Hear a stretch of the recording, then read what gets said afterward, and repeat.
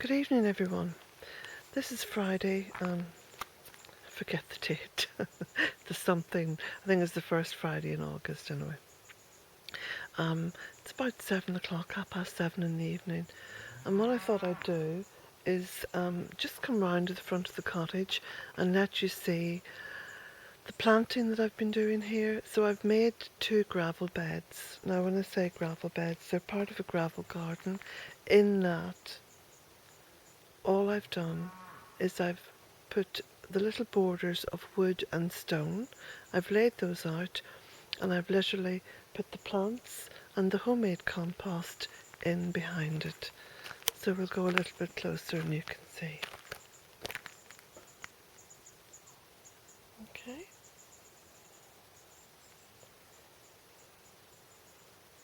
Quite a nice vibe to it actually, because it's so simple.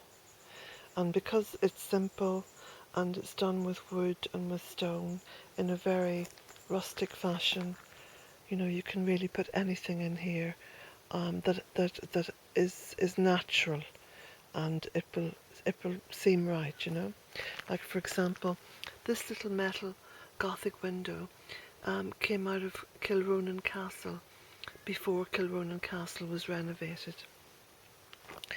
So it is a broken piece, so I thought I'd just put that in there on the edge of the bed. And also the old wooden trunks and stones, feathers, unusual shaped stones, nothing that has any real symmetry to it. So that the nice log there, and sort of planting in between the pieces of log as well. And just planting really anything that appreciates free drainage. So got some nice bistorte there, and a nice little cat in there. That's from one of those fireside companion sets. And then I've got my Buddha sitting out front, sort of holding those logs back. And then in here there's a lovely piece of Irish bog oak. It's very, very heavy. See, it's very black. And I've put some white stones that come out of the garden in on the top. Then there's stones there, and I filled all the little crevices with moss. Now, I haven't actually finished the bed. I finished the outline off at the boundary, the edge, but I haven't finished putting the compost in. Now, this is homemade compost, and anyone who's read the blogs and the website will know that I don't do hot composting. I don't turn the compost. I don't do any of that, time-consuming nonsense. I simply just stack it all up. At the end of the summer, I cover it and let it all biodegrade. Now, a cow is moving up on the outside of the hedge over there. Beautiful creatures. Now, so what's happened then over the past couple of weeks is that a lot of the seeds which is in the compost, and the compost is absolutely filled now with seeds, because there's more and more seeding vegetables and fruits and all going into the compost. So the cold composting keeps the integrity of the seed, basically, okay? So once the compost is then uncovered and spread out, seeds will start to germinate. And here you can see various Japanese salads coming up, and here as well. I did see some Mizuna on the other side. I'll show you that when we go over. So there you go. Look, it's a very, very simple little garden to make, and can be done anywhere where you have a free draining surface, like gravel or stone, or even if you have a concrete front garden. If you get a sledgehammer and smash some of that up to allow drainage, you can build a little gravel garden then on the top. It's very simple. So I'll just go over to the other side. That's the front door. So I have a little gravel garden on one side and on the other. So you can see here now, there's a nice piece of wood, nice log standing up, and sedum. Of course, sedum is lovely because that is so hardy. I mean, it's flowering now. It's got these beautiful yellow flowers. And then there's more sedum down there. It's beautiful, isn't it? So I put ferns in here. And I've done kind of different layers as well, you know, because some of the plants require deeper soil, deeper compost than others. Like the little sedums at the front. No, they don't really need to have very deep soil. There's golden oregano. Some of these plants I don't even know the names of. I brought my tin of sedum. If you have a look at this, look, that's an old baked beans tin, and I made some holes in the bottom. And you know the sedums and the plants love tins, and I think it's because the tin starts to biodegrade, starts to decompose, and the roots pick up a lot of minerals from the tin. That's what I think actually happens. Because I've been watching the plants that I put into, you know, cans or tins, and they've really done well. So I said I'd show you some of the Japanese salads. Look, there's one there coming up. And over on this side I spotted Mizuna. Look at that. Isn't that amazing? So I'll be able to come along here and harvest salads. So some nice red crocosmia. That's the hybrid one. And behind. Now also what I've done, let me just go in here. Put 2 tires here, and because I've tried unsuccessfully to grow things in this corner, it's very, very shady. So what I've put in here now is polygonum or Russian vine.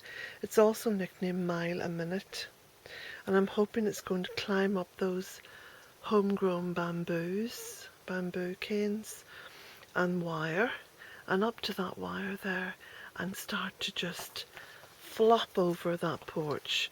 I think that would look really lovely, because that comes out with those big long droplets of white flowers round about this time of the year.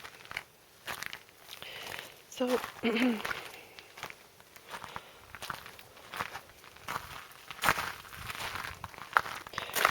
go over along this little gravel path now.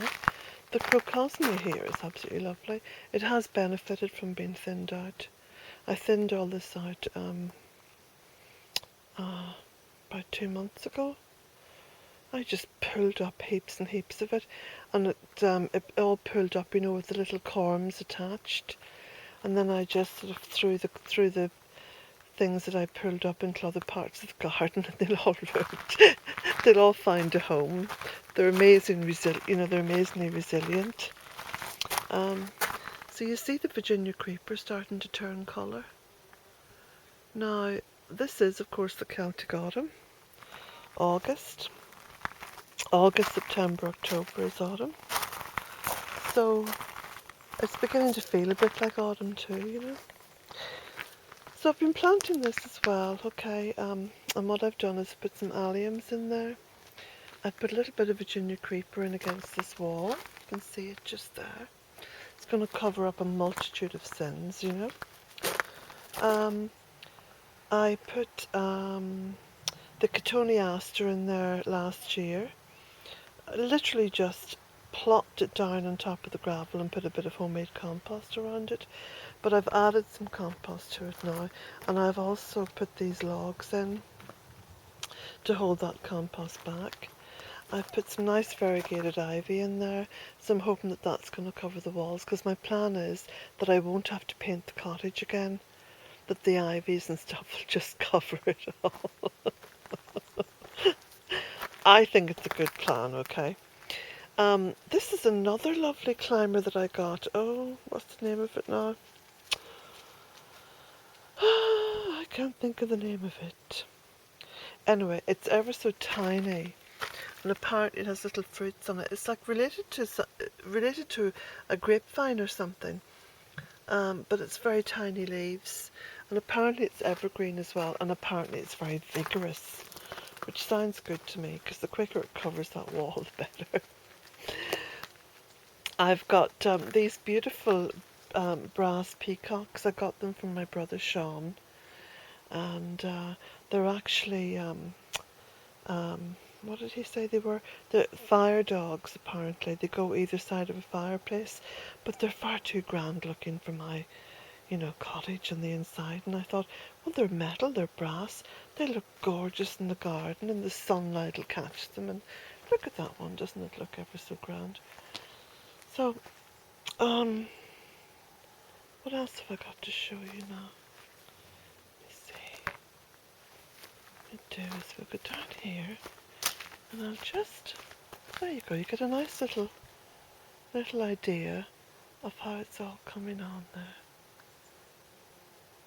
You can see, when I say that my land is all north facing, sloping off to the north, you can see even the cottage is sloping off to the north, look.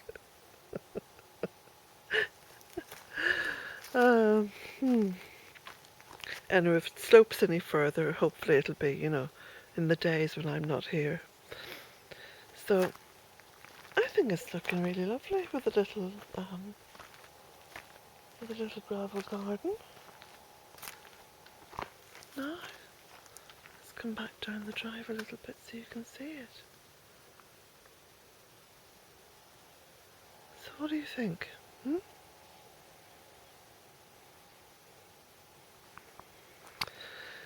Now, I'm going to try and keep this video fairly short, so it won't take me too long to load up.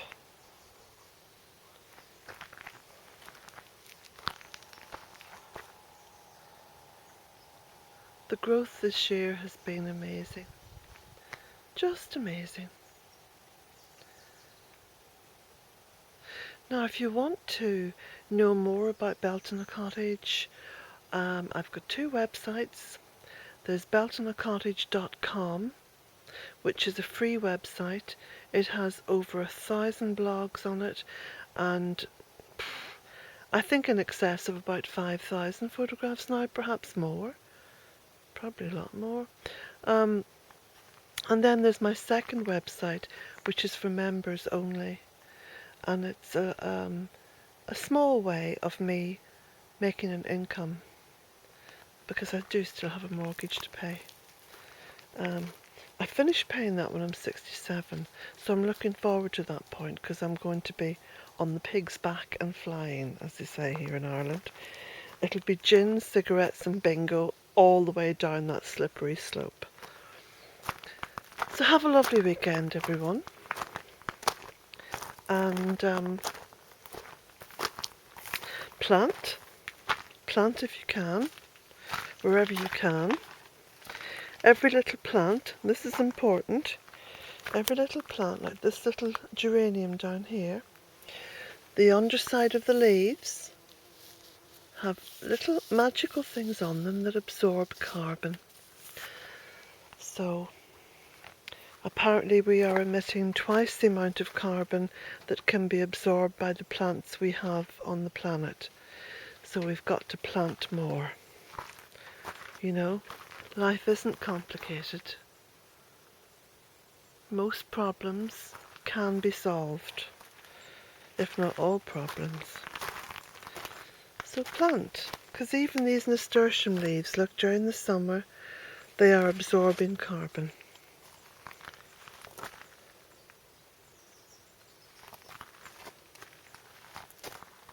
See lots of lovely fennel there.